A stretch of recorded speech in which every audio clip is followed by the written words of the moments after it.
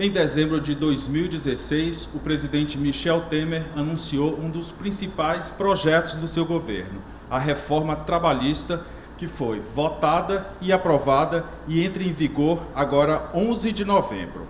Reforma trabalhista é o tema do especial Transmídia, que é o sistema O Dia de Comunicação, a TV, o jornal e o portal, apresentam nos dias 4 e 5 de novembro. O foco da TV O Dia vai ser a prevalência do acordado sobre o legislado. Para isso, a gente conversa com o desembargador do Tribunal Regional do Trabalho, Francisco Meton.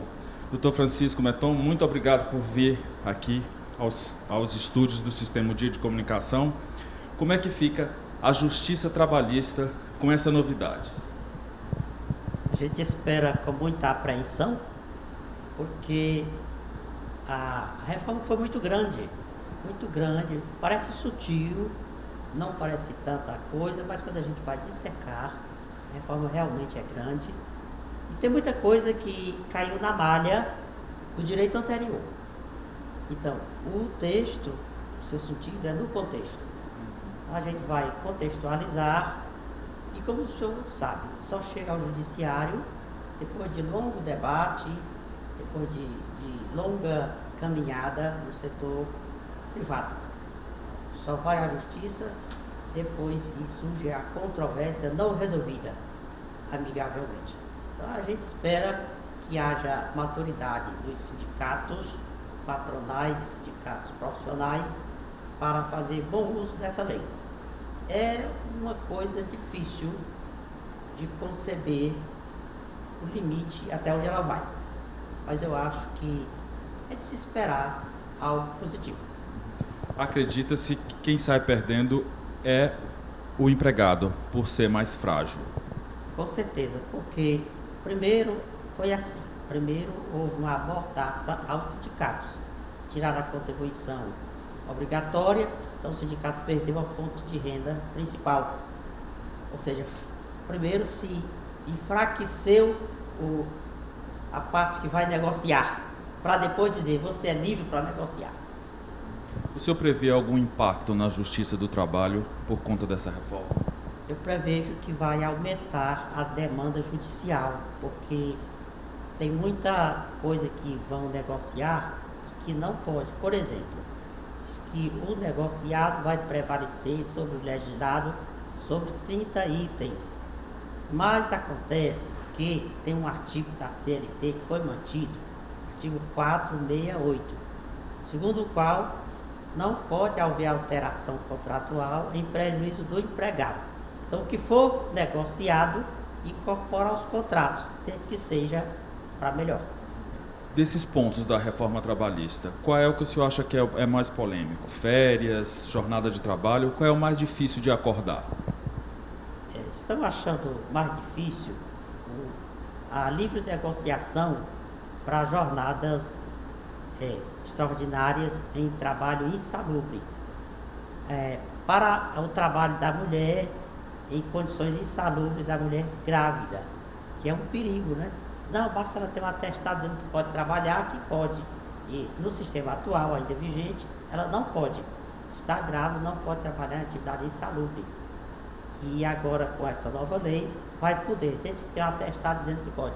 Então, é um perigo e contraria regras internacionais que o Brasil subscreveu. Então, é muito provável que esse tipo de coisa, indo a juízo, não prevaleça o que está na lei. Com essa reforma, o governo pretende retomar a economia e diminuir o desemprego, que está muito alto. O senhor acredita nesse efeito? Só se houver atração de capital estrangeiro, porque pelo capital nacional, pelo que está no Brasil, não há para onde crescer, não há espaço para abrir emprego. O que a lei está fazendo é tipo assim, quebrando possibilidade de um emprego em 3. Aí ficam 3 precários em vez de um empregado. 3 empregados precários em vez de um empregado normal. Alguns juristas, eles acreditam que os direitos dos trabalhadores vão diminuir com essa reforma. O senhor acredita? Não tenho dúvida. Os direitos dos trabalhadores saem devidamente prejudicados, né? Arranhados. A proposição do presidente Temer é que, com isso, vai atrair capital, vai desenvolver a economia, e da economia aquecida todos terão espaço. Haverá uma compensação pela ampliação do mercado. Mas não sendo assim, só pelo mercado atual, o trabalhador realmente é o grande prejudicado. Mas a grande reforma que aconteceu foi na lei do trabalho temporário, a lei 6.019, que recebeu a lei 13.429 de março de 2017, criando a terceirização total. E essa lei da reforma trabalhista, 13.467, alterou novamente a lei de março, né? Para deixar bem claro, bem transparente, que pode haver terceirização, inclusive para atividade fim. O senhor acredita que os fóruns trabalhistas vão desafogar com essa reforma? Eu acho que vai aumentar a demanda, porque está tirando a assistência sindical das rescisões. E tirando a assistência sindical, o trabalhador vai receber a rescisão que o patrão lhe pagar e correr para a justiça buscar o resto. Então, eu acho que a demanda vai aumentar. A livre negociação também, como eu já falei, vai esbarrar em não poder reduzir direito individual, também vai esbarrar na justiça. E a demissão negociada, que dificilmente vai ser negociada, vai ser forçada ao trabalhador a aceitar, ele vai aceitar e correr para a justiça dizer que foi coagido. Então há uma previsão de duplicação da demanda judicial. Se não houver uma ação muito firme dos sindicatos e do Ministério Público e a fiscalização, no seu ver, o governo já fragilizou a fiscalização, tirou a verba da fiscalização, enfraqueceu o Ministério do Trabalho exatamente para não haver a fiscalização. Mas, através das entidades sindicais e do Ministério Público, certamente haverá a reação suficiente para não deixar que o trabalhador fique totalmente abandonado e também não deixar que os empresários fiquem iludidos de caminhar por um texto que ao final só vale pelo seu contexto. Quando foi anunciado a reforma trabalhista, o senhor, pela sua experiência, como é que o senhor enxergou essa reforma? Como é que o senhor viu a primeira impressão sua? Eu tive o trabalho de dissecar artigo por artigo. Fiz um livro até, é hoje o livro mais lido do Brasil. 6 tiragens, né? O nome Reforma Trabalhista, entenda ponto por ponto. E que me pareceu, de início, muito sutil a lei. Muito simples para tanta confusão.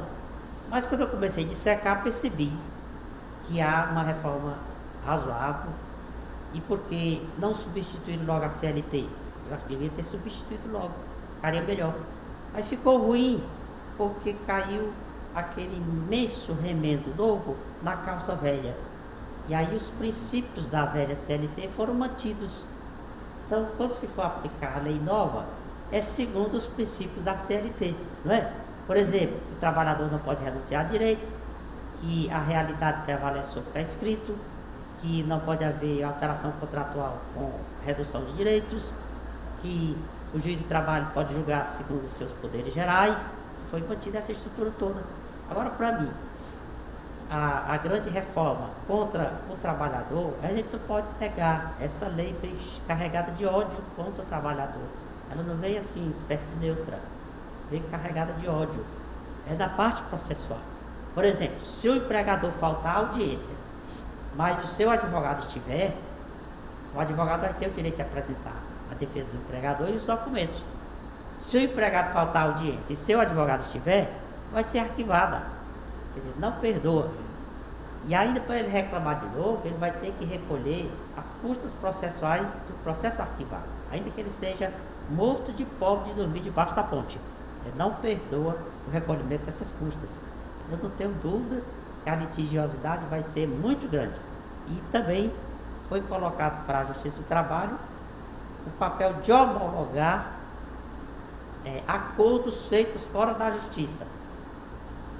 Quer dizer, é uma coisa boa, mas até onde esses acordos feitos fora da Justiça vão observar a lei? O juiz vai converter esse processo que seria de jurisdição voluntária em jurisdição contenciosa, poder verificar que aquele acordo lá fora não representa a verdade. Perguntar ao trabalhador, ele fica em dúvida e converte em contencioso. Então, a gente acha que vai aumentar a litigiosidade. Essa consolidação tá manchada. Revogaram o Código Civil de 16, fizeram outro. Revogaram o Código de Processo Civil de 73, fizeram outro. Por que não revogaram a CLT e fizeram outra, ou o Código do Trabalho? Por uma razão muito simples. O governo não tinha número para fazer um Código Trabalhista, porque exige uma tramitação especial, exige passar por mais comissões, discussão tripartite, então o governo não tinha esses números. Ele aproveitou o que dava para fazer com o número que tinha. Então não foi uma reforma legítima, porque não houve diálogo social, foi feita de costas para o povo. A única crítica mordaz que eu faço à reforma é isso.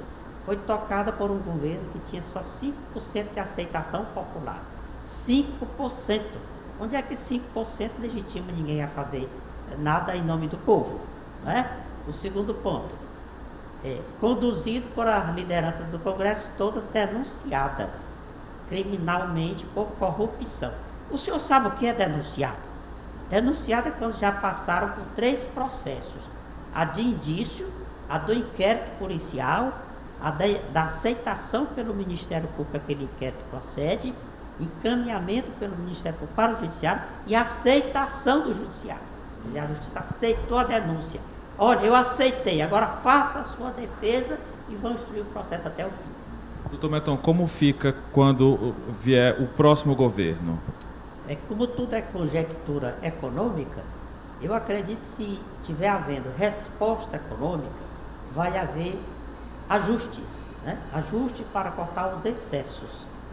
Doutor Meton, eu quero lhe agradecer pela entrevista, pelas informações. Gostaria de saber se o senhor tem alguma consideração importante a fazer diante dessa reforma aí que entra em vigor no dia 11 de novembro, que a gente não tem abordado aqui. A reforma trabalhista abalou os fundamentos da CLT, mas não os implodiu.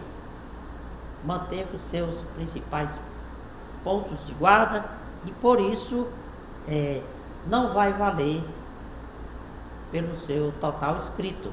O Brasil tem uma malha legal muito complexa, onde o Código Civil for mais favorável ao trabalhador. Olha, em muitos pontos a reforma deixou o trabalhador abaixo do que o Código Civil permite.